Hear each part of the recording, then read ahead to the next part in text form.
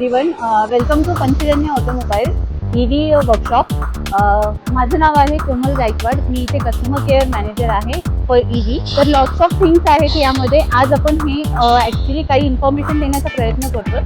ह्यामध्ये जे कस्टमर्स आहेत, ईव्हीचे जेवढे काही परचेसेस कस्टमर्स आहेत, ते सगळ्यांना काही इश्यूज येतात. तर त्याच्या रिगार्डिंग आपल्याला इन्स्टंट सोल्युशन काय आहे यासाठीच आपण आज ही गोष्ट सांगणार आहोत. तर पहिलं म्हणजे सगळ्यात मेन जो प्रॉब्लेम आहे तो म्हणजे चार्जिंग नॉट कनेक्टेड. तर चार्जिंग समटाईम्स कस्टमर्सला फेस ऑफ इश्यू येतो, तो म्हणजे चार्जिंग कनेक्ट होत नाही आहे याचा.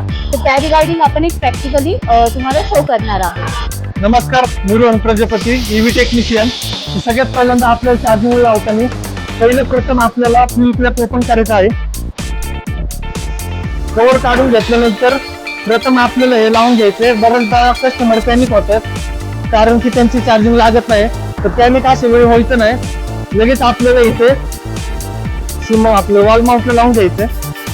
पहिलं आपल्याला ऑन करून घ्यायचंय. तर इथे तुम्हाला लाईट लगेच होऊन येईल.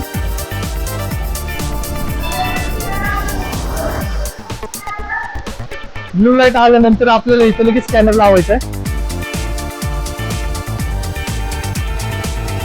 तुम्ही बघितलं का असाल, आता तुम्हाला ग्रीन लाईट दिसते. पण तुम्ही जर इकडे बघायला गेलात तर इथे तुम्हाला काहीच दिसणार नाही. हे तुम्हाला दर्शवते की तुमची गाडी अजून चार्जिंगला लागलेली नाहीये. तर अशा वेळी आपल्याला पॅनिक न होता सगळ्यात प्रथम पहिलं आपली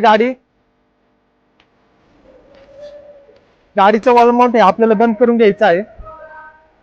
बरेचदा खूप जण असे करतात की गाडीला चार्जिंग लावण्याच्या प्रोसेस मध्ये असे चुका करतात की 200 सेकंदानंतर आपली गाडी ही स्लिप मोडला पडलेली असते. तर असे चुका न होता आपल्याला 200 सेकंदाच्या आधी ही प्रोसेस करून घ्यायची आहे.